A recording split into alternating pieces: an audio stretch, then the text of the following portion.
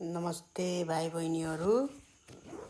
हामी चाहिँ कक्षा 10 को साइन्स भन्ने विषय अध्ययन गर्न गइरहेको छौँ, जसमा चाहिँ हामी च्याप्टर 1 को फोर्स एन्ड ग्राभिटेसन भन्ने पाठ रहेको छ। त्यो हामी चाहिँ पढ्न गइरहेको छौँ। एक्जाम प्रिपरेसन अनुसारमा हामी चाहिँ पाठ पढिसकेको छौँ है। हामी चाहिँ क्वेसन एन्सरहरू मात्रै डिल गर्छौँ, जुन चाहिँ एसई को परीक्षामा कस्तो खालको क्वेसन सोध्ने गर्छ त्यसका बारेमा हामी चर्चा गर्छौँ र त्यो एन्सरहरू कसरी लेख्ने है, कस्तो क्वेसनको कस्तो एन्सर लेख्ने, कति एन्सर लेख्ने हैन, कसरी नम्बर ल्याउने त्यो कुराहरू चाहिँ हामी गर्छौँ है।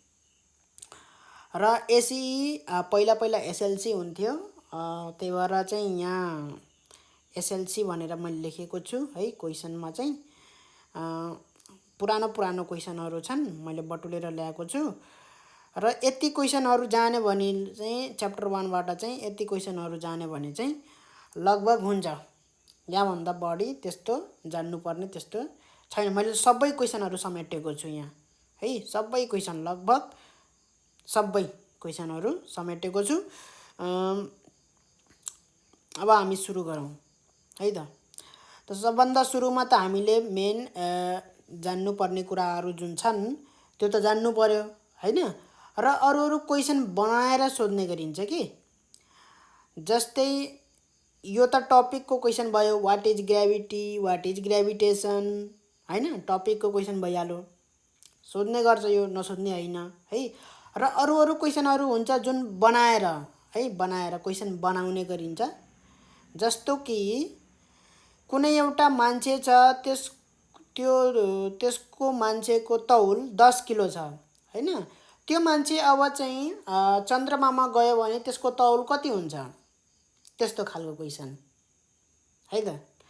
र अब जस्तै यही भनौँ न, प्यारासुटको कुनै एउटा प्यारासुट खसिरहेछ भन्ने, त्यसको एक्सेलरेसन ड्यू टु ग्राभिटी कतिखेर 0 हुन्छ, यस्तो खालको बनाएको क्वेसन के हैन। त पहिला त टपिकवाला क्वेसन जान्नुपर्छ है। टपिकवाला क्वेसनबाट हामी सुरु गर्छौँ। र सबैभन्दा सुरुमा 1 नम्बरमा हेरौँ त, ग्राभिटेसनल फोर्स भनेको के हो, अथवा फोर्स अफ ग्राभिटेसन भनेर पनि सोधिन्छ यसलाई, अथवा व्हाट इज ग्राभिटेसन भनेर पनि सोधिन्छ है त। ग्राभिटेसनल फोर्स यो छिटो म भनिदिन्छु है। ग्राभिटेसनल फोर्स भनेको दुईटा कुनै हेभेनली बडी, के body, heavenly body, HEAVENLY, heavenly body हुनुपर्छ, ठुलो हुनुपर्छ। जस्तै अर्थ भन्न सकियो, सन भन्न सकियो, मुन भन्न सकियो, त्यस्तो है। त्यस्तो बडी बीचमा के हुन्छ भन्दाखेरि एकले अर्कालाई के गर्छन् त, तान्ने गर्छन्, एकले अर्कालाई आकर्षण गर्ने गर्छन्, आफूतिर तान्ने गर्छन्। त्यो फोर्सलाई हामी भन्छौँ ग्राभिटेसनल फोर्स अथवा फोर्स अफ ग्राभिटेसन अथवा ग्राभिटेसन भनेर है। The mutual force of attraction with which the heavenly bodies attract each other is called gravitational force है त।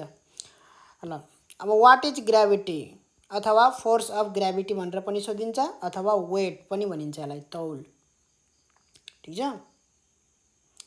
त ग्राभिटी र ग्राभिटेसनमा के फरक छ भन्दाखेरि, यो त दुईटा हेभेनली बडिज, ठुल्ठुला बडीहरूको बिचमा भयो है। अब यही बडीभित्र यो एटमोस्फियर हो मानौँ है, एटमोस्फियर अथवा जे भने नि भयो। यहाँ कुनै एउटा सानो बडी छ भने, कुनै ढुङ्गा चाहिँ यसरी माथिबाट खसाल्दियो भने के हुन्छ त, तल खस्छ है।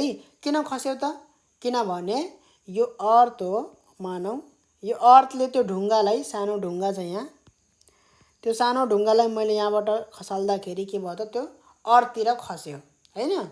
त त्यसलाई भन्छ ग्राभिटी, फोर्स अफ ग्राभिटी है त। ग्राभिटी कसरी फरक हुन गयो त, ग्राभिटी भनेको त्यसको गुरुत्वाकर्षणको क्षेत्रमा ग्राभिटेसनल फिल्ड हुन्छ है। कुनै पनि हेभेनली बडीको एउटा ग्राभिटेसनल फिल्ड हुन्छ। अब यो ढुङ्गालाई मैले यसको ग्राभिटेसनल फिल्ड भन्दा बाहिर लगिदिएँ भने यसले, अर्थले यसलाई तान्न सक्दैन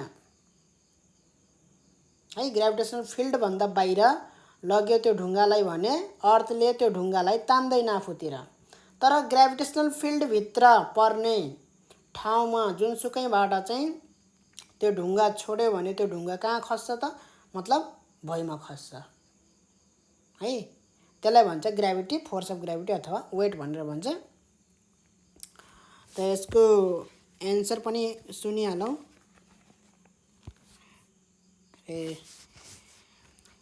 gravity is the force with which any heavenly body हैन attract other small bodies within its gravitational field है, within its gravitational field is called gravity है त।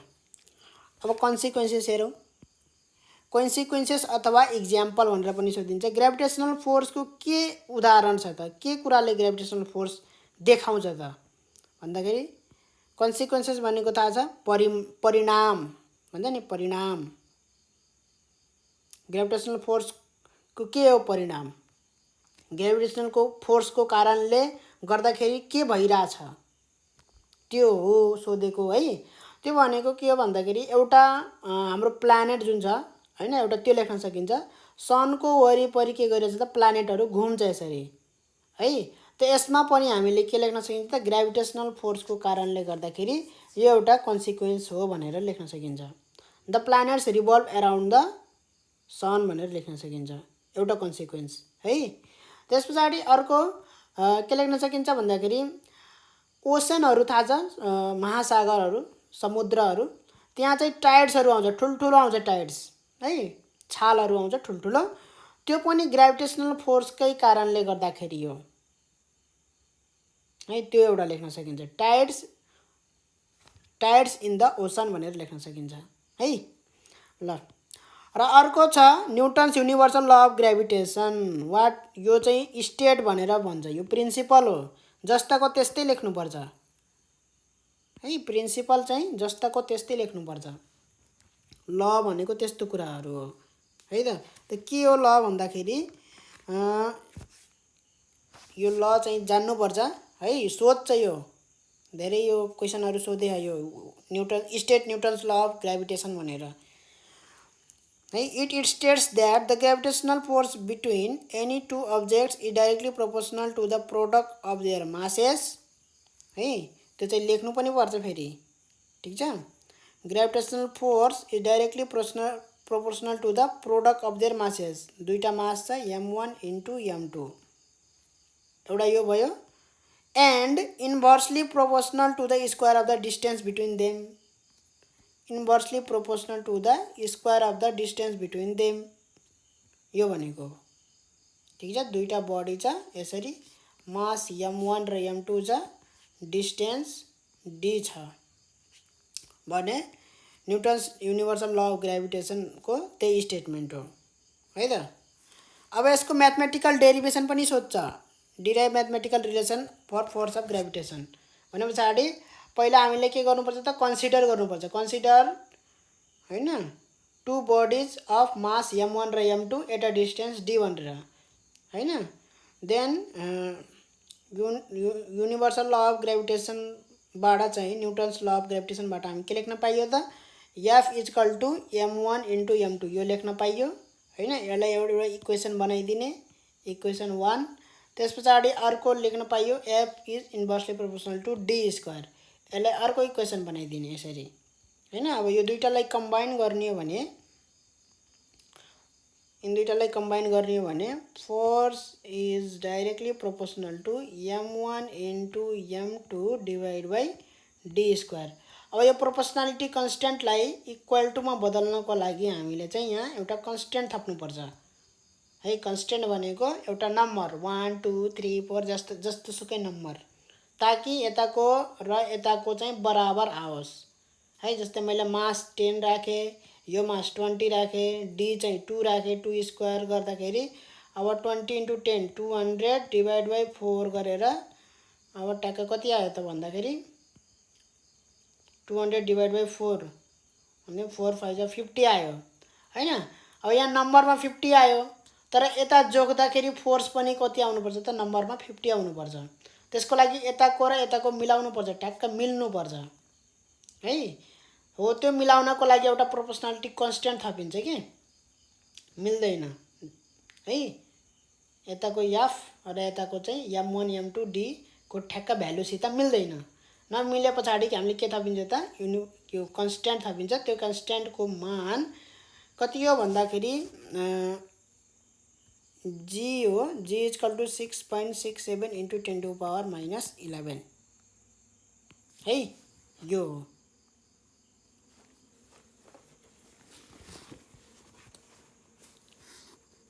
अब यो त गर्न सकिन्छ हैन, किताबमा पढिसकेछौँ हामीले। त युनिभर्सल ग्रेभिटेसनल कन्स्ट्यान्ट भनेको के हो त? यही जी को जुन कुरा गरेँ मैले, युनिभर्सल ग्रेभिटेसनल कन्स्ट्यान्ट है। त त्यसैको कुरा हो यो युनिभर्सल ग्रेभिटेसनल कन्स्ट्यान्ट। र यसको दुईटा डेफिनेसन छ है। इंग्लिश अब टेक्निकल डेफिनेसनमा जाने हो भने F = हाम्रो gm1 m2/d² हाम्रो फर्मुला हो है। यदि मास m1 = 1 kg छ, m2 = पनि 1 kg छ र डिस्टेन्स पनि के छ त 1 मिटर छ भने फोर्स = ठ्याक्क कति आउँछ त g आउँछ के, × 1 × 1 / 1² गरेर त F = के आउँछ त g आउँछ। त यहाँबाट एउटा डेफिनेसन के भन्छ त, g भनेको के हो त फोर्स हो है।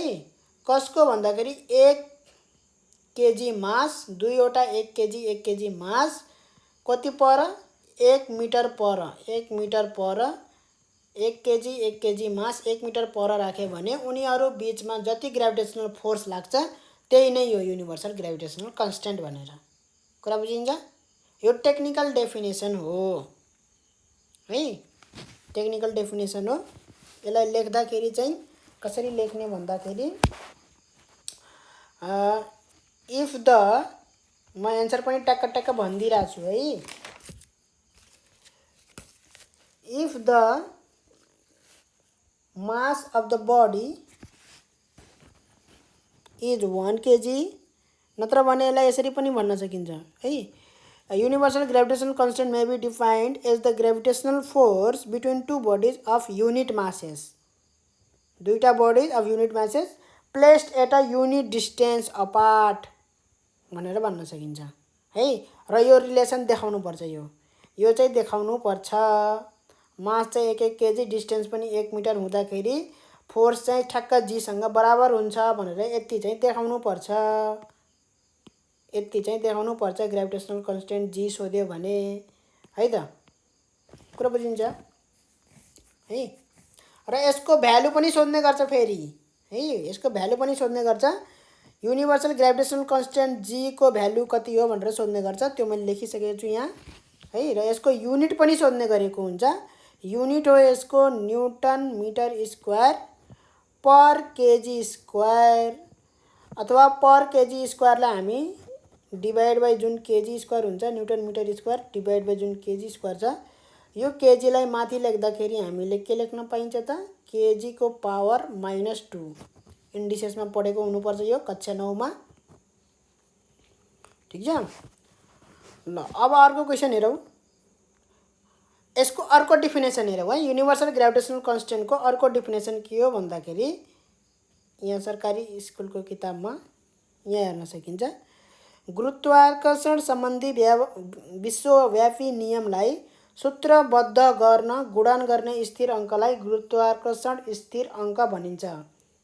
1 नम्बरमा हेरौँ, यहाँ 1 नम्बरमा है 1 मार्क्स आउँछ त्यति लेख्यो भने। यो डेफिनेसन राम्रो छ है। के भनेछ भन्दाखेरि गुरुत्वाकर्षण सम्बन्धी जुन ग्रेभिटेसन सम्बन्धी जुन विश्वव्यापी नियम छ, युनिभर्सल त्यो के भन्छ त्यसलाई ल भन्छ हैन, युनिभर्सल ग्रेभिटेसनल ल भन्छ। त्यसको जुन फर्मुला छ, सूत्र भनेपछि फर्मुला हैन, फर्मुलासित आबद्ध भएर आएको हैन गुणन गर्ने स्थिर अङ्कलाई गुरुत्वाकर्षण स्थिर भनिन्छ। भनेपछि यसलाई इंग्लिशमा लेख्नु पर्दाखेरि के लेख्न सकिन्छ भन्दाखेरि the constant that is multiplied, right? That is multiplied, that is associated भन्दा पनि हुन्छ. आबद्ध भनेको associated हैन. The constant that is associated हैन in the relation of universal gravitational law अथवा प्रिन्सिपल है. युनिभर्सल ग्रेभिटेशनल ल है associated with the relation of universal gravitational law is called universal gravitational constant. यो भन्न सकिन्छ है. यो नेपालीमा लेखेको छ, त्यसलाई इङ्ग्लिसमा ट्रान्सलेट गरिदिएको हो. अगाडि बढौँ. त्यो भन्न खोजेको के हो भन्दाखेरि यता तल लेखौँ है. त्यो भन्न खोजेको के हो भन्दाखेरि जी भनेको के हो भन्दाखेरि एउटा के हो त भन्दाखेरि कन्स्ट्यान्ट हो, जुन चाहिँ कुन फर्मुलामा अथवा रिलेसनमा देखियो भन्दाखेरि कुन रिलेसन हो यो. F equal to G m1 m2 by D square भनेको कुन रिलेसन हो यो. यो रिलेसन त युनिभर्सल ग्रेभिटेशनल ल को रिलेसन हो कि होइन. युनिभर्सल ग्रेभिटेशनल ल को जुन न्युटनले दिएको रिलेसन छ त्यो रिलेसनमा एसोसिएटेड कन्स्ट्यान्टलाई हामी के भन्छौँ त युनिभर्सल ग्रेभिटेशनल कन्स्ट्यान्ट भन्छौँ जी है. र टेक्निकल डेफिनेसन पनि दिन सकिन्छ, दुईटै डेफिनेसन दिन सकिन्छ, तर एक नम्बरमा सोध्छ कुनै एउटा दिँदा हुन्छ, धेरै लेख्नु पर्दैन है. अर्को क्वेसन हेरौँ फटाफट. Why is Newton's law of gravitation called universal law of gravitation. किन भनिन्छ त न्युटनको ललाई.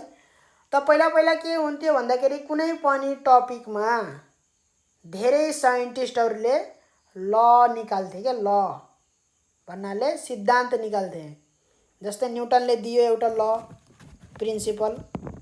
ल भनेको प्रिन्सिपल के र बुझिन्छ कि यस्तो हुन्छ भनेर के.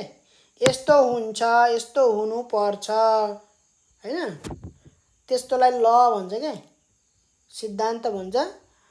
पहिला धेरै वैज्ञानिकहरूले दिन्थे है. कुनै एउटा छ जस्तै ग्रेभिटेसनमा पनि अब थुप्रैले आफ्नो आफ्नो लहरू दिन सक्थे है. हामीले पढेनौँ हैन, तर दिए होलान् हैन, धेरै वैज्ञानिकहरूले दिए होलान्. तर न्युटनको चाहिँ के छ त भन्दाखेरि विश्वव्यापी रूपमा अल अराउन्ड द वर्ल्डमा के छ त भन्दाखेरि सबैले स्वीकार गरेको छन् त्यसलाई है. सबैले स्वीकार गरेको छन्, त्यही भएर यसलाई युनिभर्सल ल भनिन्छ के है. पहिला चाहिँ के थियो भन्दाखेरि एउटा थियो नि पृथ्वी कसरी इभोल्युसन भयो भनेर हैन, पृथ्वी कसरी आयो होला भनेर के हैन. तब कसैले यो भनिरहेछ एउटा कुरा भनिरहेछ, कसैले यो भनिरहेछ एउटा कुरा भनिरहेछ, कसैले यो भनिरहेछ एउटा कुरा भनिरहेछ. त उनीहरूले आफ्नो आफ्नो ल दिन्छ कि, आफ्नो आफ्नो भनाइहरू भन्छ के हैन. त अब कसको ठिक लाग्छ त, कसको अलिकति साइन्टिफिक छ त हैन, कसको अलिकति यसले भनेको चाहिँ होला है, यसले भनेको चाहिँ राम्रो है, यसले भनेको ठिक छ भने त्यस्तो खालकोलाई चाहिँ हामीले अब मान्छेले त के गर्छ त कसको भनेको चाहिँ मान्ने हैन. त अलिकति दिमागवाला मान्छेहरू छ भने त अलिकति यसले भनेको त अलि ठिक छ है भनेर उसले भनेको मान्छ नि त हो. अनि त्यसलाई स्वीकार गर्यो हैन, हो यो हुनुपर्छ, यो चाहिँ ठिक हो है भनेर त्यो सबैले स्वीकार गरे पछाडि त्यो के भयो त भन्दाखेरि युनिभर्सल ल भन्छ के. त्यसरी सबैले अपनाएको, सबैले ग्रहण गरेको. ल यसको डेफिनेसन चाहिँ because this law holds true between any two universal objects पनि भन्न सकियो, अथवा युनिभर्सल्ली एक्सेप्टेड, यो ल चाहिँ सबैले एक्सेप्ट गरेका छन् भनेर भन्न पाइयो. This law has been accepted by all. This law has been accepted by all. हैन। सबैले यसलाई यो ललाई एक्सेप्ट गरे हैन। अर्को के लेख्न सकिन्छ, this law holds true between any two universal objects. सबैमा ट्रु छ के फेरि यो। अब यो फर्मुलाले फेरि हैन, यो फर्मुलाले निकालेको जुन यो F equal to G m1 into m2 by D square छ हैन। दुईटा बडीमा चाहिँ के अरे निक्लिने हैन, मतलब ट्रु हुने यो रिलेसन कुनै दुईवटा बडीमा हैन। फेरि अर्को दुईवटा बडीमा चाहिँ ट्रु नहुने। जस्तै पानीभित्र चाहिँ दुईजना मासको बिचको फोर्स चाहिँ छुट्टै हुने, अनि हावामा चाहिँ दुईटा मास छ, त्यो दुईटा मासको बिचको फोर्स चाहिँ छुट्टै हुने। त्यस्तो हुँदैन, कुरा बुझिन्छ? त्यस्तो हुँदैन। यो भनेको चाहे हेभनली बडी होस्, चाहे एकदमै ठुल्ठुलो हेभनली बडी होस्, सन, मुन, स्टार हैन, प्लानेट, यस्ता बडी हुन्, तिनीहरूको बिचको पनि यही फर्मुलाले काम गर्छ। चाहे त्यो एकदमै सानो माइक्रोस्कोपिक बडी होस्, तिनीहरू दुईटा बिचको ग्रेभिटेसनल फोर्स निकाल्ने हो भने पनि यही फर्मुलाले काम गर्छ है। त्यो फरक हुन जान्न कि यिनीहरूमा छुट्टै उनीहरूमा छुट्टै। अब यही दुईटा कुनै बडी छ m1 र m2, त्यसलाई पानीभित्र राख्दै भने पनि त्यो फर्मुलामा कुनै डिफेक्ट आउन्न। त्यही भएर यसलाई युनिभर्सल ल अफ ग्रेभिटेसन भनिएको हो है। त्यति लेख्न सकिन्छ, कुरा बुझिन्छ? In every condition this law holds true between any two universal objects at every condition हैन। एट एभ्री कन्डिसन लेख्न सकिन्छ। पानीभित्र राखे पनि, हावामा राखे पनि, खाली ठाउँमा स्पेस भ्याक्युममा लगे पनि हैन। र त्यो हेभनली बडिजमा पनि त्यो इट होल्ड्स द ट्रु हैन। It holds the true between microscopic अथवा त्यो सानो सानो अब्जेक्टमा पनि उसले चाहिँ ट्रु होल्ड गर्छ। रिलेसन चाहिँ के छ त, करेक्ट छ हैन। चेन्ज कति पनि आउँदैन, चेन्ज गर्नु पर्दैन भन्ने किसिमले लेख्न सकिन्छ। प्रोपर्टिज अफ जी भनेको छ ग्रेभिटेसन। जी ठुलो जी भन्ने बित्तिकै ग्रेभिटेसनल कन्स्टेन्ट भन्ने बुझ्ने हैन। त्यसको प्रोपर्टिज भनेको यसको एउटा भ्यालु लेख्ने, 6.67 इन्टु 10⁻11 पहिला कुरा त्यो लेख्ने हैन। र यो एउटा के हो त, स्केलार क्वान्टिटी हो, त्यो लेख्नु पर्यो। स्केलार भेक्टर थाहा छ कि थाहा छैन, म्याथमा पढेको हुनुपर्छ है। Which is constant everywhere. Constant everywhere भनेको पृथ्वीमा जोख्दा पनि त्यही छ हैन, यो जी को भ्यालु। अब जुपिटरमा गयो भने पनि त्यही हो जी को भ्यालु हैन। अर्को ग्यालेक्सीमा गयो त्यहाँ पनि त्यही हो जी को भ्यालु। यो चेन्ज हुँदैन कहीँ पनि गएर, कहिले पनि चेन्ज हुँदैन यो कन्स्टेन्ट है, कुनै कुरामा डिपेन्ड गर्दैन, त्यो भन्न खोजेको है। कन्स्टेन्ट एभ्रिवेयर है। अब म यहाँ लेख्न त अलिकति मिल्दैन, म जे भन्छु त्यो टिप्ने। कन्स्टेन्ट एभ्रिवेयर, स्केलार क्वान्टिटी र त्यसको भ्यालु लेख्ने 6.67 इन्टु 10⁻11। र अर्को पोइन्ट छ, it is not affected by pressure, temperature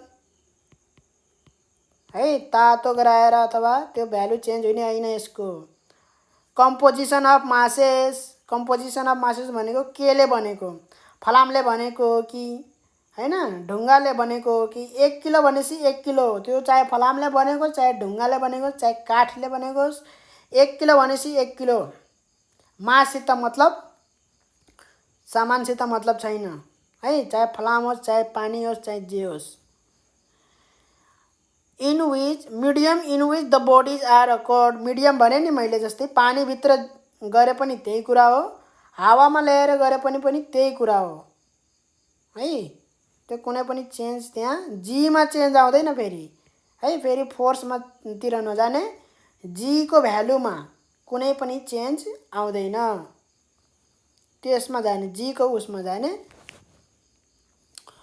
अब 9 नम्बरको हेरौँ त, change in gravitational force when भनेर भनेको छ, त्यहाँ त्यसको कन्डिसनहरू थियो, मैले लेखेन। जस्तै कन्डिसनहरू, वेन मास इज डबल्ड, दुवै हैन। ग्राभिटेसनल फोर्स त दुईटाको बीचको लिने हो। दुईटाको बीचको ग्राभिटेसनल फोर्स लिँदाखेरि दुवै मासलाई डबल गरिदियो भने ग्राभिटेसनल फोर्समा के चेन्ज आउँछ र डिस्टेन्स बिट्विन देमलाई डबल गरिदियो भने के चेन्ज आउँछ हैन। डिस्टेन्सलाई हाफ गरिदियो भने के चेन्ज आउँछ, मासलाई हाफ गरिदियो भने के चेन्ज आउँछ, एउटालाई हाफ गरिदियो अर्कोलाई डबल गरिदियो भने के चेन्ज आउँछ। मासलाई पनि डबल गरिदियो डिस्टेन्सलाई पनि डबल गरिदियो, त्यसो भए के चेन्ज आउँछ ग्राभिटेसनल फोर्समा है। त एकैचोटिमा हुन्छ त्यो सबै कुराहरू। त पहिला एउटा ओरिजिनल वाला लेख्ने त्यो है, ओरिजिनल वाला लेख्ने F equal to G m1 into m2 by D square है, यो ओरिजिनल हो। अब मैले के गरेँ सुरुमा दुवैको मासलाई डबल गरेँ है। मासको ठाउँमा के छ त अब नयाँ फोर्स निकाले एफ न्यू जी। मासको ठाउँमा मैले के गरिदिएँ त डबल गरिदिएँ त्यसलाई, पहिलाको मासलाई डबल गरिदिएँ। त डबल भनेको त पहिला m1 थियो भने डबल गरिदियो भने के हुन्छ 2m1 हुन्छ। m1 इक्वल टू 2 kg थियो भने यसलाई डबल गरिदिएँ मासलाई भने हैन। अहिलेको मास के हुन्छ त m1, नयाँ मास m1, यसलाई न्यू भनेर लेखौँ, के हुन्छ त डबल गरिदियो भने 4 kg हुन्छ हैन। त्यो भनेको 2m1 के, त्यो मैले सिधै 2m1 लेखेँ कि डबल गरिदिँदाखेरि। र m2 लाई पनि मैले डबल गरिदिँदाखेरि 2m2 लेखेँ सिधै हैन। गर्दाखेरि के आयो त भन्दाखेरि 2 2 जा 4, यहाँ 4 भइहाल्यो। जी m1 m2 by D square भनेको त हाम्रो के हो त पुरानो फोर्स हो कि होइन। यो यहाँ हेरौँ त रिलेसन पहिले लेखेछौँ हैन। त त्यसको ठाउँमा एफ लेखिदेऊ। के भयो त भन्दाखेरि 4 गुणाले बढी भयो हैन। पहिला जति एफ थियो त्यसको 4 गुणा छ अहिले। पहिला जस्तै एफ इक्वल टू 2 न्यूटन थियो भने अहिले एफ न्यू इक्वल टू कति भयो त 4 न्यूटन भयो, डबल भयो त्यसको। 4 गुणा भयो भन्दाखेरि 4 दुना 8 न्यूटन भयो, 4 गुणाले बढ्यो भन्ने है। अब यदि मैले चाहिँ के गरेँ भन्दाखेरि डिस्टेन्सलाई बढाएँ है, डिस्टेन्सलाई बढाएँ भने के आउँछ त मास जस्ताको त्यस्तै छ, खाली डिस्टेन्सलाई बढाउने हो। डिस्टेन्सलाई मैले के गरिदिएँ त पहिला डी थियो अब D dash new equal to के गरिदिएँ त डबल गरिदिएँ 2d गरिदिएँ। त यहाँ डी को ठाउँमा 2d राखिदेऊ हैन। त के भयो भन्दाखेरि यो फोरलाई हटाउँ पहिला 2d, यहाँ 2d राखिसके पछाडि यहाँ 2 को ठाउँमा के आउँछ 2 को स्क्वायर भएपछि 4 आउँछ कि आउँदैन, यहाँ 4d स्क्वायर भयो भन्नुको मतलब 1/4 भयो है। जी m1 m2 by D square भनेको के हो त त्यो त एफ नै हो पहिलाकै। त यहाँ एफ लेखिदिएँ 1/4 एफ भयो। 4 गुणाले कम भयो अहिले, डिस्टेन्स मात्रै बढाइदियो, मास चाहिँ जस्ताको त्यस्तै छ, मास केही पनि गरेको छैन। डिस्टेन्स मात्रै डबल गरिदियो भने है उन दुईटा बीचको डिस्टेन्स जुन छ त्यो डबल गरिदियो भने कतिले चेन्ज हुन्छ भन्दाखेरि फोर्स 4 गुणाले घट्छ है। पहिला फोर्स 16 न्यूटन थियो भने नयाँ फोर्स कति हुन्छ त 16/4, 4 चौको 16 भनेको 4 न्यूटन हुन्छ। कति गुणा कम भयो 4 गुणा कम भयो के है। अब हाफ गरे भने के हुन्छ त डिस्टेन्स हाफ गरे भने के हुन्छ, मास हाफ गरे भने के हुन्छ है। त पहिला हामी मास हाफ गरे भने के हुन्छ त्यसमा जाउँ। मास हाफ गर्नु भनेको के हो त पहिला m1 थियो भने अहिले नयाँ m1 भनेको के हुन्छ त हाफ, पहिलाको भन्दा हाफ 1/2 m1 भनेको m1/2 लेखे पनि हुन्छ 1/2 1/2 लेखे पनि हुन्छ। अब 1/2 इन्टु 1/2 कति भयो त 1/4 भयो, जस्ताको त्यस्तै भयो 1/4 एफ। हाफ गर्दाखेरि 4 गुणाले कम हुँदो रहेछ। फेरि हाफ भनेको दुवैलाई दुईटै मासलाई हाफ गरेको हो है, दुवै मासलाई हाफ गरेको हो। अब डिस्टेन्स हाफ गर्यो भने के हुन्छ, डिस्टेन्स मास जस्ताको त्यस्तै डिस्टेन्स मात्रै हाफ गर्यो भने के हुन्छ त भन्दाखेरि डिस्टेन्सको ठाउँमा 1/2 डी स्क्वायर लेखौँ है। Distance D new equal to के भयो त 1/2 डी। पहिलाको भन्दा हाफ छ डिस्टेन्स।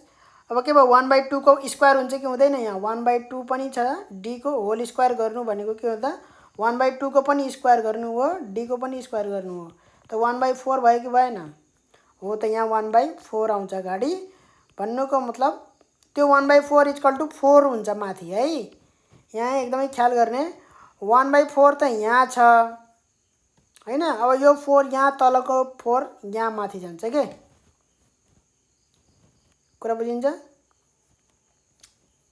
अलिकति यो म्याथमा अलिकति ट्यालेन्ट हुनुपर्छ है। ट्यालेन्ट नभइकन त हुँदैन। अब के भयो त 4 यहाँ गयो कि गएन? हैन 4 त्यहाँ गयो। अब 4 त्यहाँ गइसके पछाडि यो भनेको त पुरानो एफ हो। त 4 गुणाले बढ्दो रहेछ। कुरा बुझिन्छ? 4 गुणाले बढ्दो रहेछ फोर्स।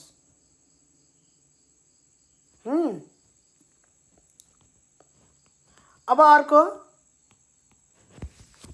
अब मास पनि डबल गरिदियो, मास पनि डबल गरिदिए अनि डिस्टेन्स पनि डबल गरिदिए भने के हुन्छ?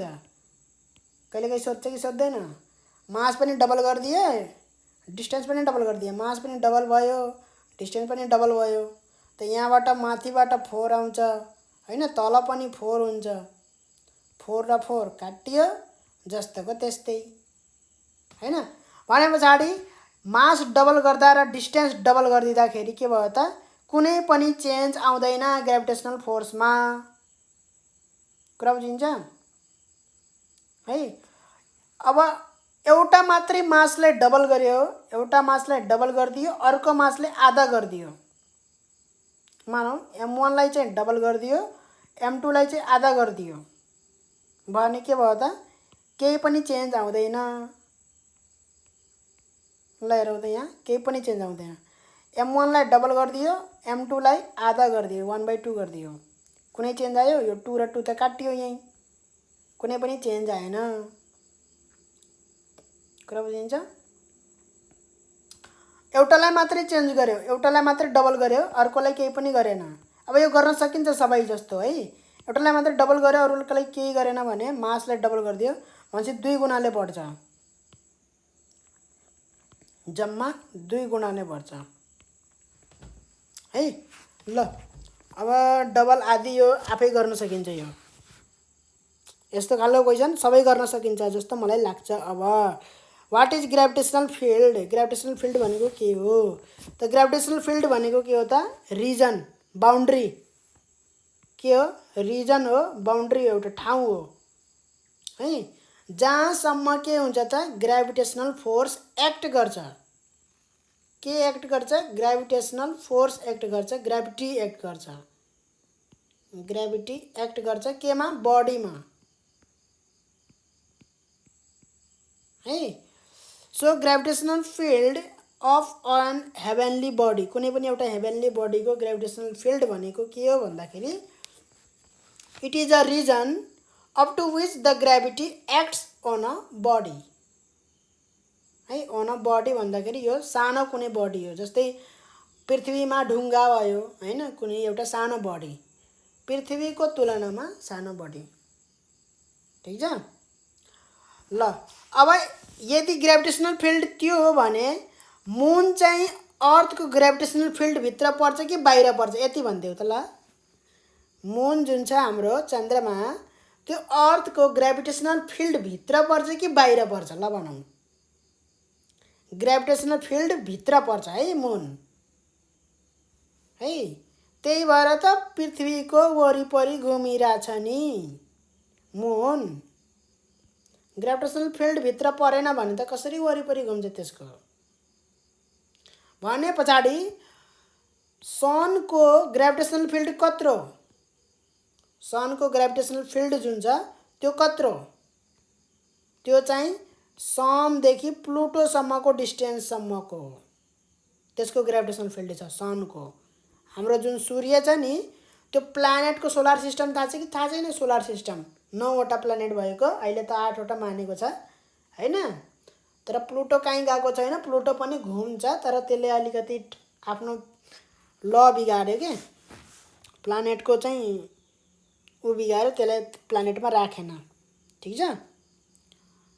त प्लानेटको त्यो जुन प्लुटोसम्मको डिस्टेन्स छ त्यहाँसम्म त्यसको सबै के हो त, ग्रेभिटेसनल फिल्ड हो। कसको? सनको ग्रेभिटेसनल फिल्ड त्यहाँ प्लुटोसम्म छ। प्लुटो पनि सनको ग्रेभिटेसनल फिल्डभित्र पर्छ। ग्रेभिटेसनल फिल्ड बारेमा मैले धेरै कुरा भने। अब जाउँ gravity of the earth. Definition पनि भने मैले है, reason at with the gravity at भनेर। Gravity of the earth, what is gravity of the earth भनेर सोधिन्छ। What is gravity of the Jupiter भनेर सोधिन सक्छ। What is gravity of the moon, हैन। इट इज द फोर्स, हैन। Gravity भनेको के हो त, फोर्स हो। विथ विच द अर्थ, अब यहाँ अर्थ भनेर सोधेको छ, त्यही भएर with which, WITH, with which, WHICH, which the earth attracts any body in its surface, हैन।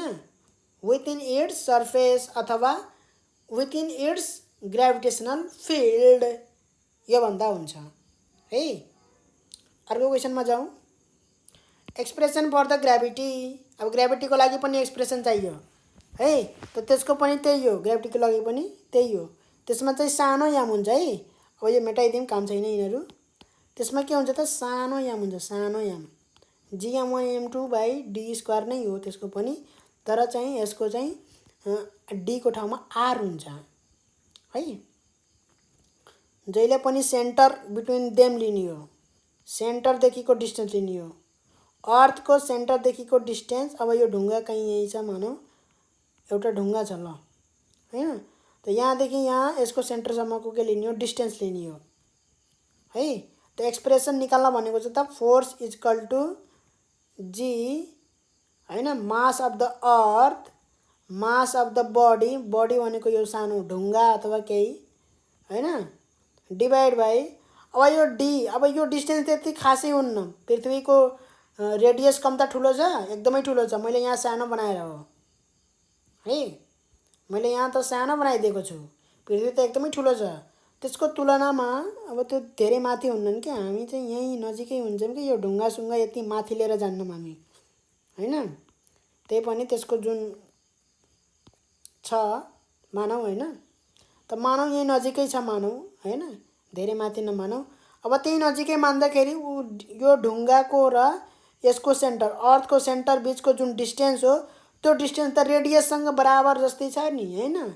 त्यही भएर r²। r भनेको रेडियस अफ द अर्थ, याम भनेको, ठुलो याम भनेको के हो त, मास अफ द अर्थ, सानो याम भनेको के हो त, मास अफ द स्टोन अथवा त्यो बडी।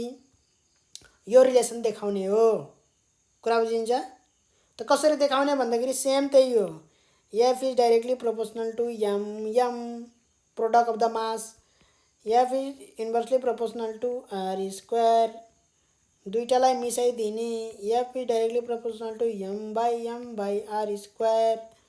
क्रस, हैन, F is equal to Gm proportionality constant हाल्दै पछाडि यसरी देखाइदिने है। कुनै त्यो ऊ गर्ने होइन। एक्सप्रेसन भनेछ त्यही एक्सप्रेसन निकाल्ने हो है। त यो डिराइभ भनेको छैन। डिराइभ भनेको छैन भने पछाडि खाली यति मात्रै गर्ने हो, खाली यो फर्मुला मात्रै लेख्ने हो। एक्सप्रेसन भनेको यही फर्मुला मात्रै हो।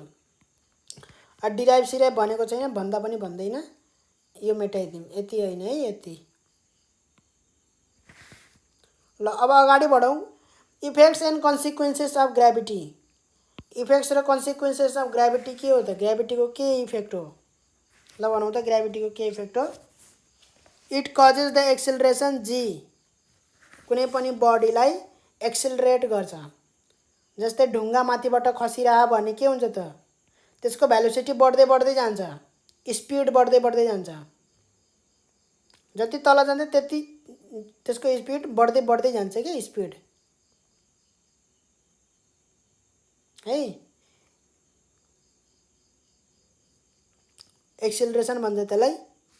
ल अब falling back of object thrown upward. अब कुनै पनि बडी चाहिँ माथि फाल्यो भने के हुन्छ त, त्यो तल फर्केर आउँछ, त्यो तल फेरि झर्छ।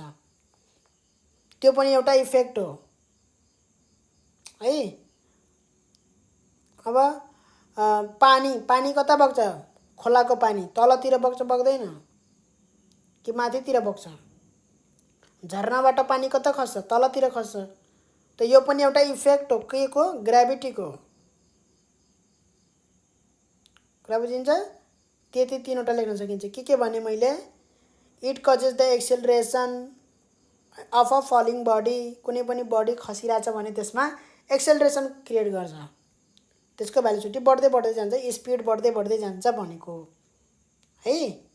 र अर्को, कुनै पनि माथि फालेको वस्तु तल खस्छ, falling back of object thrown upward. र अर्को, stability of building and bridge पनि लेख्न सकिन्छ।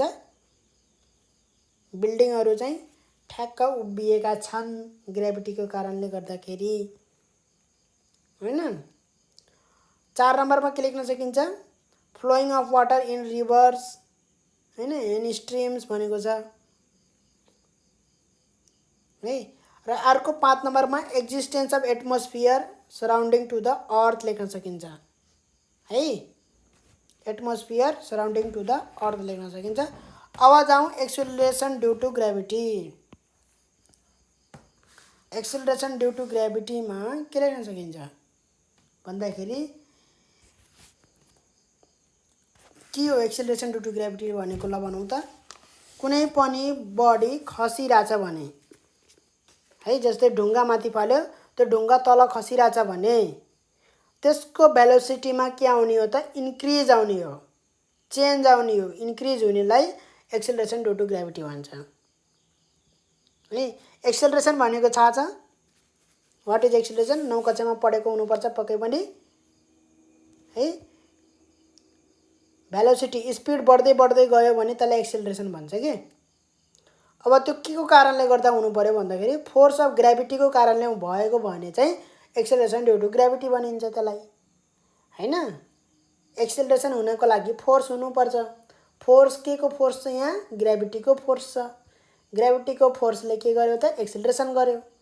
त्यही भएर त्यसलाई एक्सेलरेसन ड्यू टु ग्रेभिटी भन्यो है। र यो बहुत चोटि सोधेको क्वेसन छ। यो कहाँ गयो? यो 17 नम्बरमा छ त्यो चाहिँ है। ल 15 नम्बरको हेरौँ। Under what factor do gravity of planet or satellite है। प्लानेट अथवा ग्रेभिटी अफ प्लानेट अथवा ग्रेभिटी अफ सेटेलाइट अथवा जेसुकै भने पनि हैन, ग्रेभिटी अफ सन, हैन, जसको ग्रेभिटी भए पनि त्यो ग्रेभिटी केमा डिपेन्ड गर्छ है। ग्रेभिटी भने पनि वेट भने पनि एउटै कुरा हो, हैन। मनाले एउटै क्वेसनलाई दुई तरिकाले सोध्न सक्छ के है। Under what factor do gravity of planet अथवा gravity of satellite depend upon भनेर सोध्न सक्छ, अथवा under what factor do weight of objects depend upon भनेर सोध्न सक्छ है। त के होला त फ्याक्टर भनौँ त है। ग्रेभिटी डिपेन्ड गर्ने फ्याक्टर के होला त? यही छ फर्मुलामा। यही माथिको फर्मुला हेरौँ त। एउटा मासमा डिपेन्ड गर्छ। के को मासमा? प्लानेटको है। प्लानेटको मासमा, अथवा सेटेलाइट हो भने सेटेलाइटको मासमा डिपेन्ड गर्छ। अर्को सानो एम, सानो एममा डिपेन्ड गर्छ। सानो एम भनेको के को मास हो? मास अफ द अब्जेक्ट है। सानो एम मास अफ द अब्जेक्टमा डिपेन्ड गर्छ। 1 2 3 भनेर लेख्ने है। 1 2 3 भनेर लेख्ने। यो चाहिँ केमा डिपेन्ड गर्छ? Mass of planet, mass of object र distance between them, distance between their centre भने पनि भयो है। यति कुरामा डिपेन्ड गर्छ। अर्कोमा जाउँ। अर्को क्वेसन हेरौँ। Do the mass of the Jupiter is about 319 times of that of Earth. The gravity of Jupiter is only about 2.5 times more than the gravity of Earth. Why? हैन। मास त 319 गुणा ठुलो छ। ल हेरौँ त यहाँ 319 गुणा ठुलो छ मास, तर ग्रेभिटी जम्मा 2.5 छ हैन। 319 गुणा ठुलो हुनुपर्ने नि त, हो कि नै? हामीले के पढ्यौँ भर्खरै F equal to GM by M1 M2 by D square भनेर पढ्यौँ पढेन है? कुनै दुईटा प्लानेट बीचको फोर्स यो हो भनेर। अब फोर्स हेर है, अर्थको मास के छ त? मानौ अर्थको मास M2 हो, जुपिटरको मास M1 हो, जुपिटरको मास M1 हो। M1 इक्वल टु 319 गुणा ठुलो छ है। M2 भन्दा चाहिँ 319 मल्टिप्लाई गरेमा बल्ल बराबर हुन्छन्। त यहाँ हालौ त जी M1 को ठाउँमा 319 M2 हालेर M2 बाई D स्क्वायर राखौँ त हैन। ठीक छ, गर्दाखेरि 319 गुणा ठुलो हुनुपर्ने कि परेन है?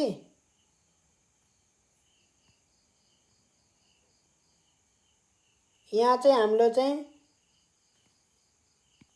सरी, यहाँ चाहिँ मैले उल्टे तरिकाले गरेँ। यहाँ चाहिँ भनेको अर्कै हो। यहाँ चाहिँ भन्न खोजेको के हो भन्दाखेरि अर्थको फोर्स अफ ग्रेभिटी है। अर्थमा कुनै पनि बडी छ एउटा जसको मास m छ, एउटा ढुङ्गा छ है। त्यो ढुङ्गालाई अर्थमा जोख्दाखेरि GM बाई R स्क्वायर हैन, यो तरिकाले उ भयो, फोर्स आयो त्यसको। त्यही ढुङ्गालाई जुपिटरमा लगेर जोख्दाखेरि फोर्स कति आउँछ त? यसलाई F1 लेखौँ, यसलाई F2 लेखौँ। ठीक छ जी। अब यहाँ मास अफ द जुपिटर हुन्छ। अब त्यो ढुङ्गाको मास त त्यही छ हैन, R जुपिटर हुन्छ। ठीक छ, यो हुन्छ हैन। अब force F2 equal to mass of the Jupiter के छ त? 319 times mass of the earth, जुन चाहिँ मैले m भनेर मानेको छु, by R of the Jupiter square हैन। गर्दाखेरि के आयो त? 319 GM बाई R जे जुपिटर स्क्वायर हैन, यो F2। भन्नुको मतलब किन हो त त्यसको जम्मा चाहिँ फोर्स 2.5 ले भएको हो भन्दाखेरि यहाँ आफै राखिदिने 2.5 है। के राखिदिने त? यहाँ आफै 2.5 राखिदिने। 2.5 F2 को ठाउँमा F2 चाहिँ F1 भन्दा फोर्स अफ द अर्थ भन्दा जम्मा 2.5 गुणा ठुलो छ F1 हैन। 319 GM by R J square भयो, F2 को ठाउँमा राखेको है। किन भएको हो भनेर रिजन पत्ता लगाउनको लागि है।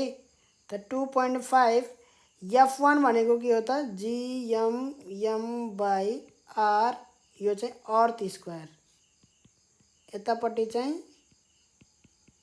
R जुपिटर स्क्वायर, यो जुपिटरको रेडियस, यो अर्थको रेडियस, यति त सेम भइसक्यो हैन। भन्नुको मतलब यो जुपिटरको रेडियस R जे यता गयो हैन, 2.5 सित मल्टिप्लाई भयो र 319 सित के मल्टिप्लाई भयो?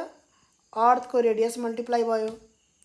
हेर्दाखेरि त के आयो त भन्दाखेरि जुपिटरको रेडियस, ठीक छ, जुपिटरको radius 319 divide by 2.5 radius of earth. अब अन्डर रुट गरौँ दुवैतिर, स्क्वायर काटिन्छ दुवैतिरको। जुपिटरको रेडियस यति times radius of the earth भएको भएर, अब यसलाई क्यालकुलेटरमा हान्ने है, क्यालकुलेटरमा हान्ने समथिङ आउँछ। त्यति times radius of the earth भएको कारणले गर्दाखेरि त्यसको चाहिँ जम्मा 2.5 आएको हो। मास मात्रै धेरै भएर हुँदैन है, त्यो भक्कु फुले ह के जुपिटर। जुपिटरको रेडियस पनि बढ्यो के, मास धेरै त छ तर रेडियस पनि त धेरै भयो नि त। जुपिटरको रेडियस धेरै हुने बित्तिकै फोर्स त घटिहाल्छ नि, घट्दैन? फोर्स घटिहाल्छ नि। खाँदेको हुन पर्यो के धेरै हुनको लागि त, मास त यस्तै खाँदेको हुन पर्यो ताकि रेडियसमा धेरै नआओस्, पुरै सानो होस् तर गरुङ्गो होस्, मतलब खाँदेको होस्, त्यसैमा कोच्चेको होस् के एकदमै मासहरू। तर जुपिटर त्यस्तो छैन, जुपिटरमा मास छ तर त्यो फुल्लेको हो क्या, यस्तो मास चाहिँ छ हैन, तर ठुलो पनि छ। ठुलो छ भन्नाले रेडियस त्यसको ठुलो छ, आकारमा ठुलो छ हैन, त्यस कारणले रेडियस ठुलो हुने बित्तिकै फोर्स त घटिहाल्छ। स्क्वायरले घट्छ, त्यही पनि स्क्वायर छ त्यहाँ हैन, धेरैले घट्छ। झन् अलिकति धेरै भयो भने त्यो फोर्स त एकदमै धेरैले गरिदिन्छ कि, स्क्वायरले गर्दाखेरि भएको त्यो। त यसरी लेखे पनि भयो, नत्र भने के लेख्ने त भन्दाखेरि do the mass of the Jupiter is about 319 times of that of the Earth. The gravity of Jupiter is only about 2 times more than the gravity of the Earth. It is because the radius of the Jupiter is also greater than the radius of the Earth, which is about, यति गरेर देखाइदिने है, यति गरेर देखाउन मन लाग्यो देखाउने, नत्र भने एन्सर लामो भयो भनेर चिन्ता लिनु पर्दैन। 1 नम्बरमा सोधेको हुन्छ, 2 नम्बरमा सोधेको हुन सक्छ। तर जस्तै यो यति लेख्नलाई कति टाइम लाग्छ ल भन्न त, यति लेख्नलाई कति टाइम लाग्छ? जुन मैले यहाँ लेखेँ, यो हरियो जुन लगाइरहेको छु, यति लेख्नलाई धेरै टाइम लाग्दैन। एन्सर ठुलो देखिन्छ, धेरै देखिन्छ, तर टाइम धेरै लाग्दैन कि, फटाफट गर्ने भने टाइम धेरै लाग्दैन है। तर एन्सर ठुलो भयो, 2 मार्क्सको मात्रै सोधेको थियो, मैले त धेरै लेखिदिएँ भन्ने किसिमको हुँदैन है। जसरी होस् क्वेसनको एन्सर स्पष्ट हुने तरिकाले एन्सर दिनुपर्छ, क्वेसनको एन्सर स्पष्ट हुने तरिकाले दिनुपर्छ। त्यसको लागि यस्तो खालको रिलेसनहरू राख्नुपर्छ ताकि स्पष्ट होस् के एन्सर। कुरा बुझिन्छ? एन्सर स्पष्ट भएन भने चाहिँ नम्बर आउँदैन है, बिकज अनि त्यहाँ भइयो, त्यस्तो हैन। 1 लाइनमा सकिने एन्सर हैन, स्पष्ट पार्न पर्यो। त्यो आफूले भनेको कुरालाई, आफूले भनेको एन्सरलाई स्पष्ट पार्नु पर्यो है। अब यदि पहिल्यै थाहा छ जुपिटरको रेडियस चाहिँ अर्थको रेडियस भन्दा यति गुणा ठुलो ह भनेर पहिल्यै थाहा भने त्यो लेख्न सकिन्छ, नत्र भने निकालेर देखाउनु पर्यो। जस्तै मैले यहाँ निकालेर देखाएँ नि, त्यस्तै निकालेर देखाउनु पर्यो।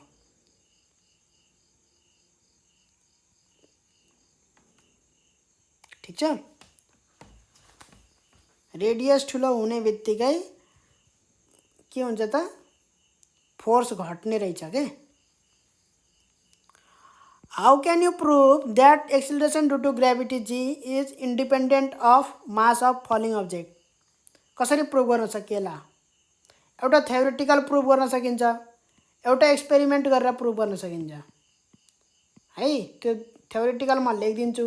एक्सपेरिमेन्ट भनेको त्यो कोइन र फिदरवाला एक्सपेरिमेन्ट जुन छ, कसले गरेको थियो? कोइन र फिदरवाला एक्सपेरिमेन्ट है। त्यो कोइन र फिदरवाला एक्सपेरिमेन्ट, त्यो कोइन र फिदरवाला एक्सपेरिमेन्ट चाहिँ पढ्नुपर्छ है। एउटा सिक्का र एउटा प्वाखलाई भ्याक्युममा लगेर खसाल्दाखेरि, भ्याक्युम थाहा छ, एउटा ग्लासको यस्तो थियो हैन, त्यसबाट सबै हावा बाहिर निकालियो, यसमा के राखिएको थियो भन्दाखेरि एउटा प्वाख र एउटा सिक्का राखिएको थियो हैन। अब हावा त बाहिर निकालियो यहाँको सबै, अब यो भ्याक्युम भइहाल्यो। अब यसलाई के गरिदिने त, टर्न ओभर गरिदिने, यसरी पल्टाइदिने के। यो ए हो, यो बी हो। अब के गरिदिने, ए वालालाई यहाँ तल, बी वालालाई यहाँ माथि गरिदिने हैन। गरिदिँदाखेरि यो प्वाख र यो सिक्का के भयो त अब खस्छ कि खस्दैन यहाँ खस्छ खस्दाखेरि के हुन्छ त दुवै सँगसँगै खस्छ यसले के प्रुभ गर्छ त यसले प्रुभ गर्छ कि acceleration due to gravity is independent of mass त्यो प्रुभ गर्छ यसले यो एक्सपेरिमेन्टल प्रुभ हो एक्सपेरिमेन्टल प्रुभमा के भन्ने त by coin and feather experiment when a coin and feather is taken in a vacuum हैन is fallen at the same time when a coin and feather भन्छ प्वाखलाई is made to fall from a same height एउटै हाइटबाट चाहिँ खसाल्ने हो एउटा प्वाखलाई र एउटा कोइनलाई same हाइटबाट खसाल्ने हो हैन इन द भ्याक्युममा खसाल्ने भने उनीहरू के गर्छ त सँगसँगै खस्छ भनेर लेख्ने हो they reach the bottom at the same time भनेर this proves that the acceleration due to gravity is independent of mass of falling object यसको एन्सर पनि त्यही हो यहाँ 20 नम्बरको हेरौँ त What verifies that acceleration due to gravity is independent of mass of falling body? केले पुष्टि गर्छ यसको त एन्सरै यही हो पुष्टि त यसैले गर्छ है कसले पुष्टि गर्छ कि हुन्छ भनेर पुष्टि गर्ने काम भेरिफाई गर्ने काम यही हो यही एक्सपेरिमेन्टले गर्छ अब अर्को थ्योरिटिकल प्रुफ छ यसको थ्योरिटिकल प्रुफ भनेको फर्मुलामा के देखाइदिने हो त एक्सेलरेसन ड्यू टु ग्रेभिटीको फर्मुलामा gm/r² हैन के हो यसको फर्मुलामा कहीं मास छ mass of the falling body कहीं छ यसको फर्मुलामा छैन त्यसकारणले यहाँबाट के थाहा हुन्छ त जी को भ्यालु कसरी चेन्ज हुन सक्छ त यो जी भनेको त ठुलो जी भनेको त कन्स्ट्यान्ट हो चेन्ज हुँदैन एम चेन्ज भयो भने चेन्ज हुन्छ आर को आर चेन्ज भयो भने मात्रै चेन्ज हुन्छ यो यसको सानो एम को त ठाउँै छैन त हैन त त्यही भन्ने हो कुरा बुझिन्छ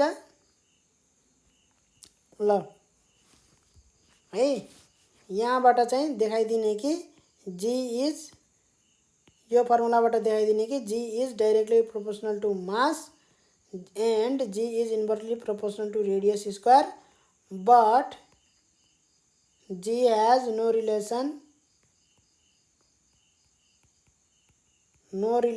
विथ के मास सानो मास भनेको फलिङ बडीको मास है फर्मुला लेखेर देखाउनु पर्छ स्पष्ट हुने गरी देखाउनु पर्छ फर्मुला लेख्नु पर्छ we have a relation of acceleration due to gravity g = gm/r² which shows that हैन g is directly proportional to mass and inversely proportional to radius square but g has no relation with mass from the फर्मुलाबाट के थाहा हुन्छ g को त कुनै पनि relation छैन त्यसरी लेख्ने हो कुरा बुझिन्छ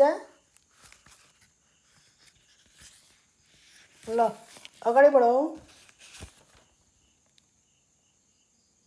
है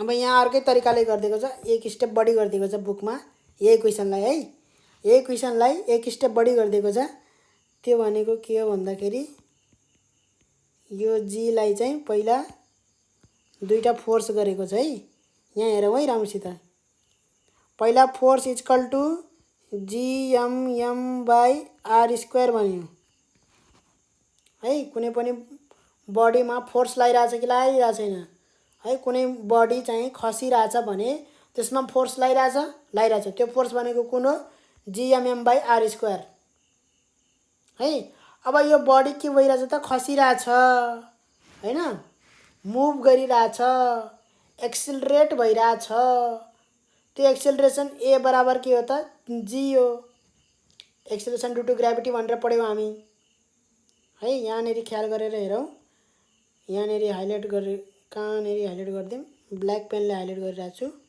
है। यो बडी, कुनै बडी खसिरहेछ भने हैन, त्यो के हुन्छ त एक्सेलरेट हुन्छ, जसको एक्सेलरेसन ए बराबर के हुन्छ त जी हुन्छ, एक्सेलरेसन ड्यु टु ग्राभिटी हैन। यदि कुनै बडीको एक्सेलरेसन ए छ भने त्यसमा कति फोर्स लागेको हुनुपर्छ?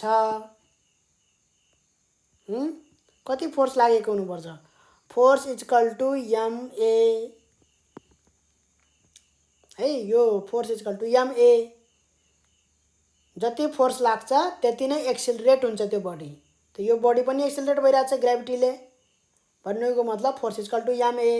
त्यो भनेको के भयो त फोर्स इक्वल टु एमजी भयो, ए भनेको जी हो हैन। त त्यही फोर्स भनेको के हो त, यो फोर्स र यो फोर्स एउटै हो कि हैन? त्यही फोर्स ग्राभिटीवाला फोर्स हो, यही फोर्स यहाँ एउटै हो फोर्स, त्यो वाला त्यो हैन, एउटै बडीमा को कुरा गरिरहेछौँ है। त यहाँ दुईवटा ठाउँबाट चाहिँ के आयो भन्दाखेरि, यो दुईवटा रिलेसनबाट के थाहा भयो भन्दाखेरि एमजी बराबर जिएमएम बाई आर स्क्वायर, यो सानो एम र यो सानो एम काटिन्छ, जी बराबर के आयो जिएम बाई आर स्क्वायर आयो है त। अब यसरी लेख्ने, ठिक छ, यसरी लेख्ने। 18 नम्बरको हेरौँ, under what factor value of g acceleration due to gravity depend upon. त्यसको दुई तरिकाले क्वेसन सोध्न सक्छ। Under what factor value of g depend upon, अथवा under what factor acceleration due to gravity depend upon. के केमा डिपेन्ड गर्छ त? यो डिपेन्ड गर्छ मास अफ द प्लानेट है, अथवा मास अफ द अर्थ। अहिले यहाँ जी भन्ने बित्तिकै हामी अर्थलाई नै बुझ्छौँ, अर्थभन्दा बाहिर जान्नु हामी है, त्यही भएर मास अफ द अर्थ भनेर लेखिदिँदा हुन्छ सिधै, ठिक छ। यो जी भनेर भन्दाखेरि त्यो जी भनेर हामी अर्थकै कुरा गरिरहेछौँ भनेर बुझ्ने हो कि। अब जीको भ्यालु सिधै 9.8 राख्छौँ कि राख्दैनौँ? त हामीले जे पनि अर्थकै हेरिरहेछौँ अहिले है, केही पनि भनेको छैन भने त्यो अर्थको बारेमा हो है। त्यही भएर त्यसको भ्यालु सिधै 9.8 राख्नुको कारण त्यो हो, अर्थकै कुरा गरिरहेछ त्यसले भन्ने किसिमको हो के। त्यही भएर मास अफ द अर्थ भनेर सिधै लेखिदिने, mass of the earth M भयो हैन। अर्को रेडियस अफ द अर्थसित इन्भर्सली प्रोपोर्सनल हुन्छ भनेर बताउने, फेरि सिधै यसरी 1 र 2 भनेर लेख्नुपर्छ। म लेखिदिन्छु यहाँ, अन्डर वाट फ्याक्टर भन्दाखेरि यही लेखिदिएँ है। एउटा फ्याक्टर के हो त mass of the earth, fast लेखिदिन्छु एकदमै। मास अफ द अर्थ लेख्दाखेरि g is directly proportional to mass, यसरी देखाउनु पर्छ। B radius of the earth हैन, यति मात्र लेखेर हुँदैन, रेडियस अफ द अर्थ मात्रै, ठिक छ। G is inversely proportional to radius square, यसरी देखाउनु पर्छ। यति दुईटा कुरामा मात्र डिपेन्ड गर्छ है। It does not depend upon the, लेखिदिने त्यो पनि, it does not depend upon the के एन्सर, यसरी लेख्ने हो कि एन्सर, कुरा बुझिन्छ। It does not depend upon the mass of the falling body, यो पनि लेखिदिने।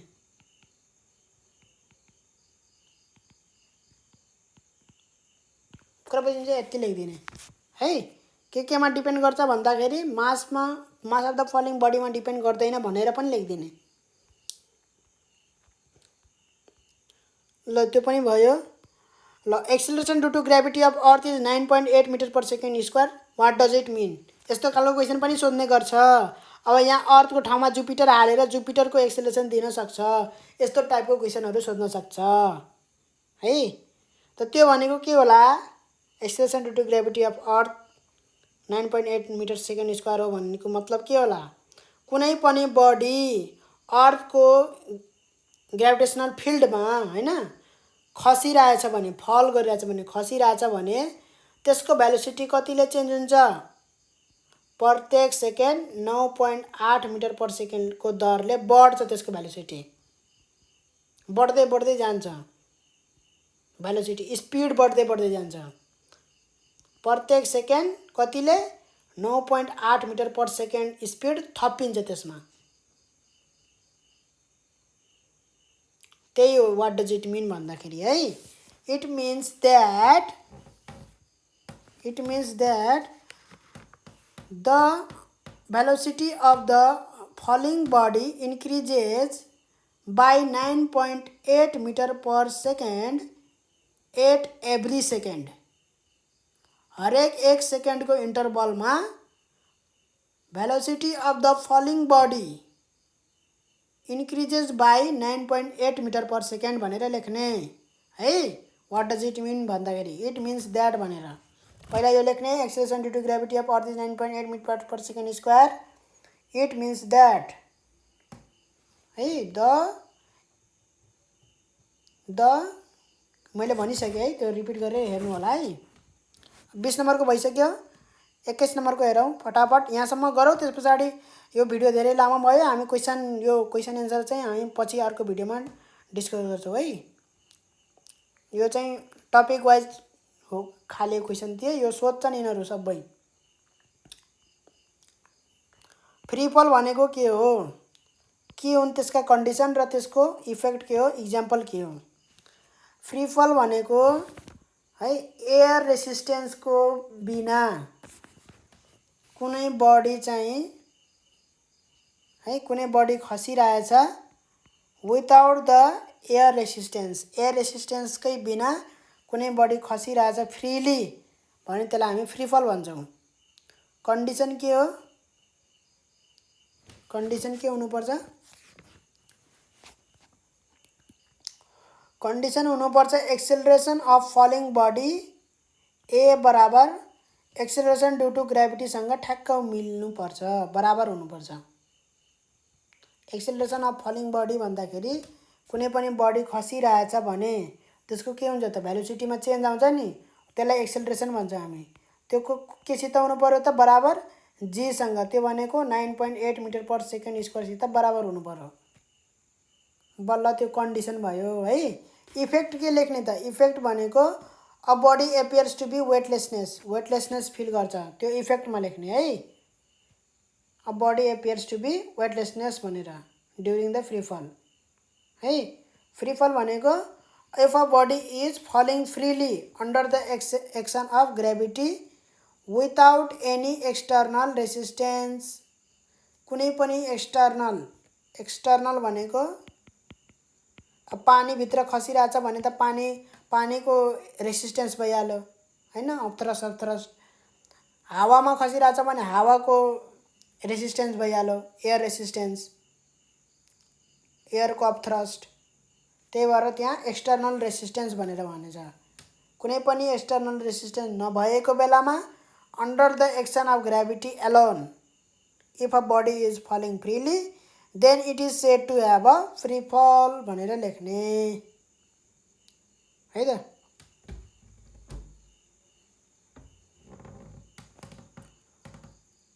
ल अब इक्जाम्पल के लेख्ने हो त, इक्जाम्पल के लेख्ने हो त, भ्याक्युममा कुनै बडी खसिरहेछ भने त्यो फ्री फल हुन्छ, falling of object inside the vacuum. अर्को falling of object in space, space भनेको कहाँ हो रे, स्पेस भनेको खाली ठाउँ, कहाँ हो खाली ठाउँ। स्पेस भनेको यो अर्थ भयो, यो मुन भयो हैन,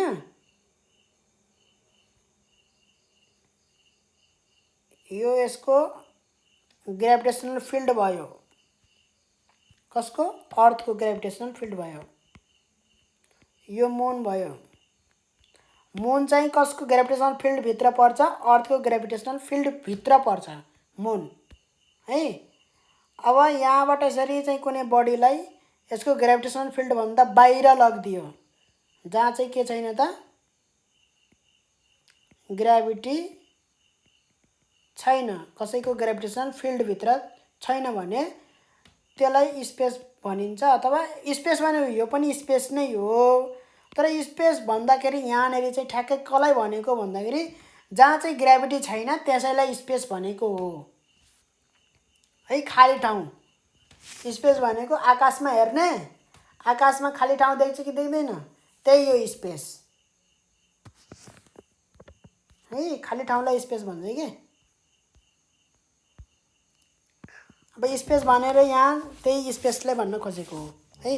falling of object parachutes on the surface of the moon. मुनमा चाहिँ के छैन त, एटमोस्फियर छैन हैन, त्यही भएर मुनमा के छैन त, एयर रेसिस्टेन्स छैन। एयर रेसिस्टेन्स छैन भने मुनमा फ्री फल हुन्छ है। वेटलेसनेस भनेको के हो हेरौँ त। वेटलेसनेस भनेको के रहेछ। वेटलेसनेस भनेको condition of body of zero weight. मेरो त भारै छैन, म त कस्तो हलुका, मेरो वेटै छैन भन्ने खालको फिलिङ जब हुन्छ त्यसलाई वेटलेसनेस भन्छ। यो के हो त, एउटा स्टेट हो, अवस्था हो।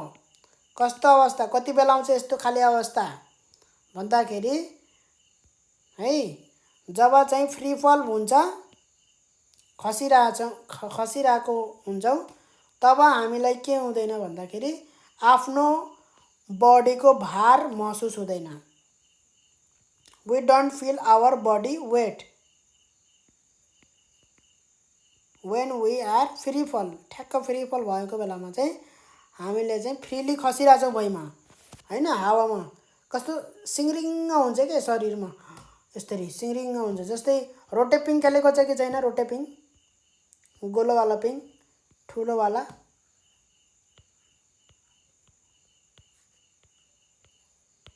हैन, यहाँ बस्ने ठाउँ हुन्छ नि, यसरी बस्ने ठाउँ हुन्छ। अब यसरी घुम्दाखेरि जब यो तल आउँछ तब कस्तो सिङ्रिङ्ग हुन्छ, आत्मा बाहिर निस्के जस्तो, प्राण बाहिर निस्किने लागे जस्तो, त्यो वेटलेसनेस फिल भएको हो कि है। वेटलेसनेस फिल भएको हो, त्यही हो वेटलेसनेस भनेको। कहिलेकाहीँ लिफ्ट, अब लिफ्टभित्र पस्यो कि पसे छैन हैन, लिफ्टभित्र पस्यो भने, लिफ्ट कहिलेकाहीँ चुड्यो भने, अब लिफ्टको रसी त बलियो हुन्छ, अब त्यस झ्याप्प चुड्दैन। अब बाइचान्स काहीँ अब परिहाल्यो भने, चुटिहाल्यो भने हैन, यो जब खस्छ लिफ्ट तब त्यतिखेर पनि वेटलेसनेस फिल हुन्छ है। त्यति कुराहरू भने मैले। वेटलेसनेस एउटा अवस्था हो, स्टेट हो, जहाँ चाहिँ फ्री फल भइरहेको बेलामा चाहिँ हामीले आफ्नो बडीको वेट फिल गर्दैनौँ, महसुस गर्दैनौँ, त्यसैलाई वेटलेसनेस भनेको हो। कुरो बुझिन्छ। Some conditions of weightlessness, condition के हो त, ड्युरिङ द फ्री फल है। एउटा कन्डिसन के हो त, ड्युरिङ द फ्री फल लेख्न सकिन्छ, A=G हुन्छ त्यतिखेर। अर्को inside an artificial satellite revolving around the earth, र यसबाट एउटा क्वेसन आउँछ हैन, किन चाहिँ आर्टिफिसियल सेटेलाइट हैन, अर्थको वरिपरि आर्टिफिसियल सेटेलाइट, मुन त नेचुरल सेटेलाइट भइहाल्यो हैन। सेटेलाइट भनेको प्लानेटको वरिपरि घुम्नलाई सेटेलाइट भन्छ के। अर्थ एउटा प्लानेट हो, सनको वरिपरि घुम्नेलाई प्लानेट भन्छ, सनको वरिपरि जति पनि घुम्छ नि तिनीहरूलाई प्लानेट भन्छ, र प्लानेटकै वरिपरि घुम्नेलाई फेरि सेटेलाइट भन्छ। ठिक छ। अब यो मुन चाहिँ नेचुरल सेटेलाइट भइहाल्यो, अर्को हुन्छ आर्टिफिसियल सेटेलाइटहरू है। अब त ठ्याक्क यहाँ मुनकै उसमा लगेर राखेको हुँदैन, यसरी काहीँ लगेर राखेको हुन्छ, यसरी सेटेलाइट ल्याइराखेको छ। आर्टिफिसियल भनेको मान्छेले बनाएको। यसले के गर्छ त, यसले पनि यसरी चक्कर काट्छ, यसरी वरिपरि घुम्छ, मुन वरिपरि घुमे जस्तै यो सेटेलाइट पनि के गर्छ त, वरिपरि घुम्छ। कसको वरिपरि घुम्छ, अर्थको वरिपरि घुम्छ। र अर्थको वरिपरि यसरी घुम्दाखेरि यसमा भएका पेसेन्जरहरू, पाइलटहरू हुन्छ नि, यसमा मान्छेहरू हुन्छ कि हुँदैन, त्यो मान्छेहरूले के फिल गर्दैन त, वेट फिल गर्दैन। के फिल गर्दैन, वेट फिल गर्दैन आफ्नो वेट। हावामा उडिरहेको हुन्छ उनीहरू, हावा पनि हुँदैन त्यहाँ। अब उनीहरूले आफै बनाएको हुन्छ भित्र चाहिँ हावा भन्नाले हावा चाहिँ उनीहरूले लगेर चाहिँ त्यो उ गरिदिन्छ क्या हैन।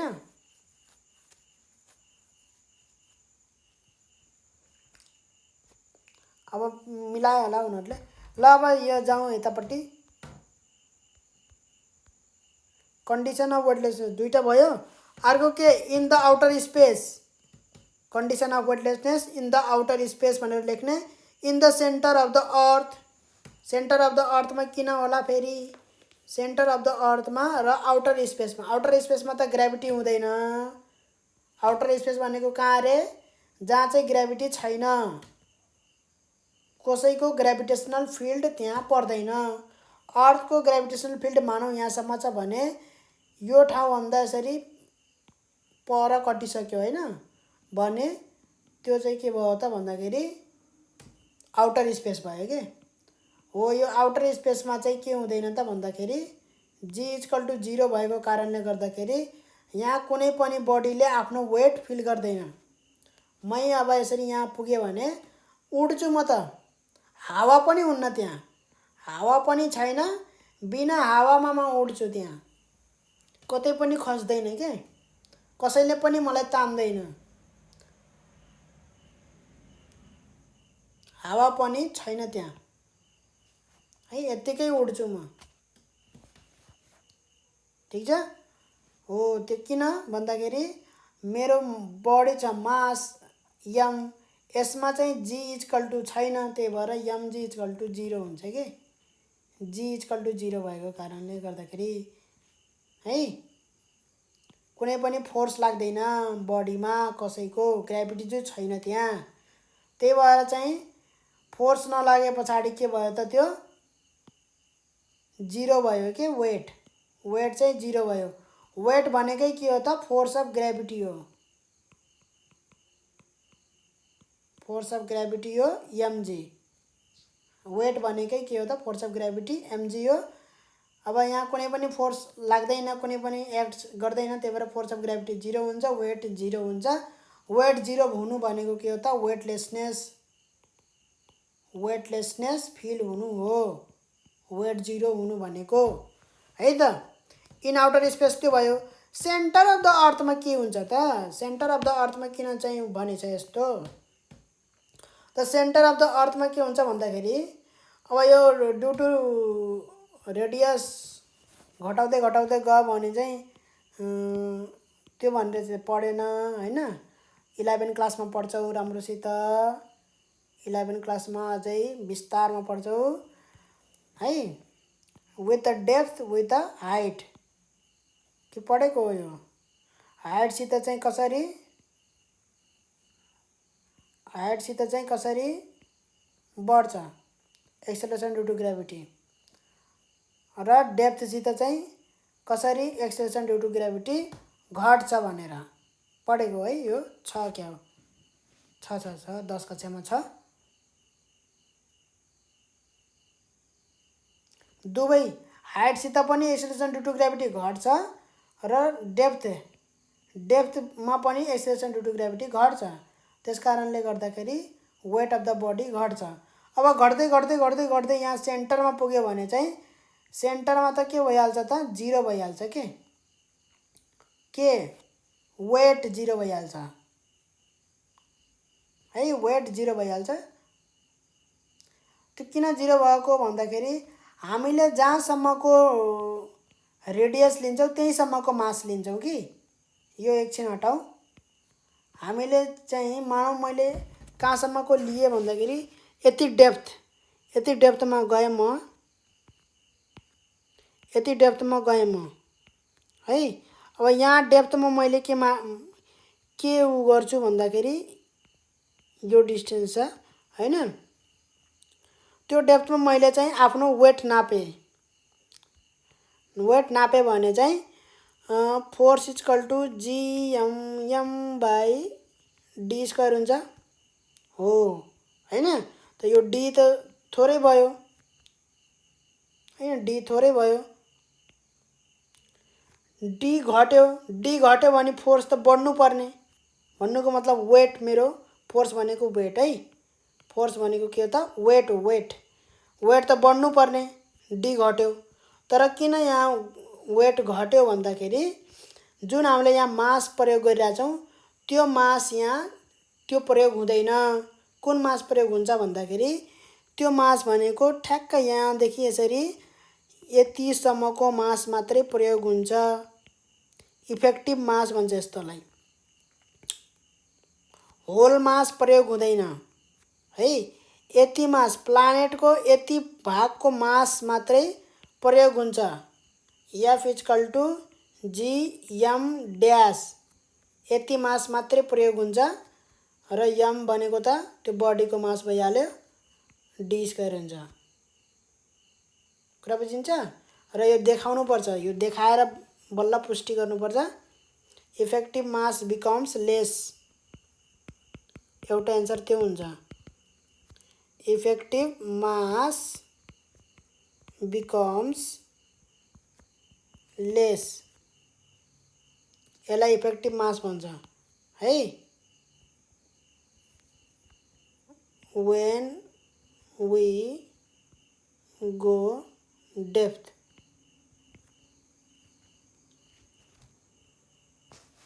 ठिक छ। अब यो पहिलाको मासमा र यसमा चाहिँ के भयो भन्दाखेरि यो इफेक्टिभ मास चाहिँ जीएम ड्यास, यो के भयो त कम भयो हैन, थोरै भयो। त्यस कारणले गर्दाखेरि यो फोर्स पनि के हुन्छ त कम हुन्छ के। इफेक्टिभ मास थोरै भएको कारणले गर्दाखेरि हाम्रो वेट अथवा फोर्स अफ ग्राभिटी कम भएको हो भनेर भन्ने हो है।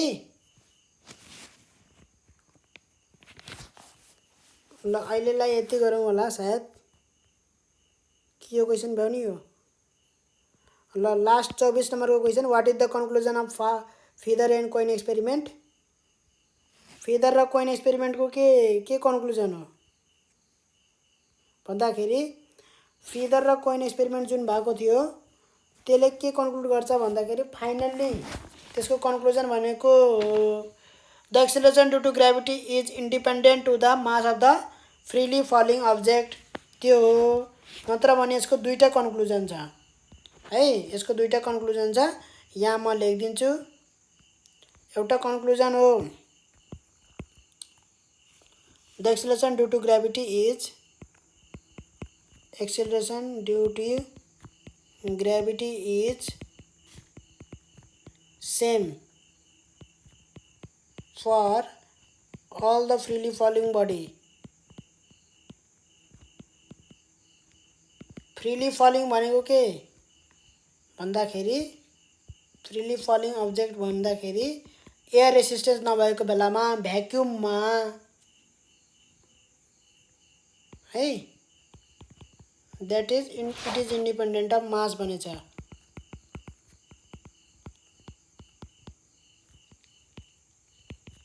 ल यो लास्ट हो, यो सकियो भन्यो भने अहिले आजको लागि यो सकियो है, ब्याट्री पनि सकिसकेछ।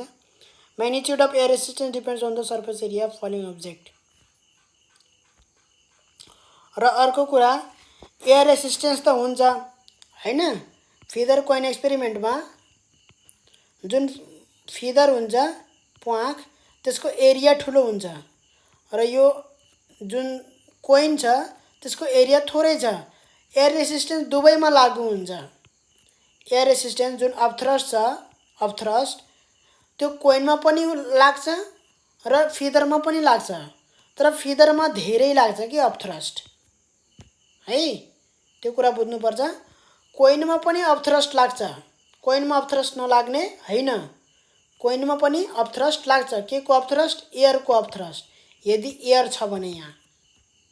तर यो फिदरमा बढी लाग्छ कि अपथ्रस्ट है। अपथ्रस्ट बढी लाग्नुको कारण के हो भन्दाखेरि यसको एरिया धेरै छ।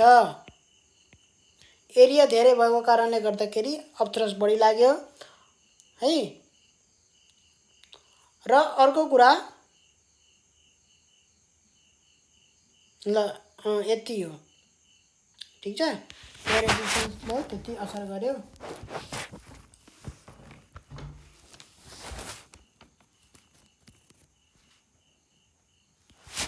अब magnitude of air resistance depend on the surface area of falling object, त्यही भन्न खोजेको चाहिँ लेख्दिम magnitude of एमएजी मात्रै लेख्दाखेरि म्याग्निट्युड सम्झिने है कि म्याग्निट्युड नै लेख्नुपर्छ। एसिसिएन भन्दाखेरि एक्सेलरेसन भनेको, यो एक्सेलरेसन भनेको है।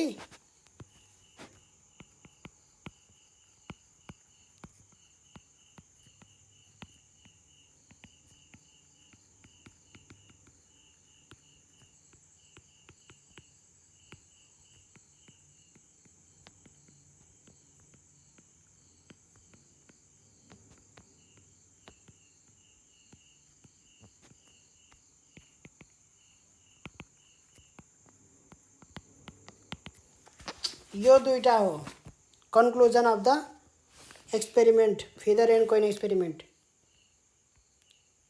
ल अहिलेलाई यति गरौँ है हामी।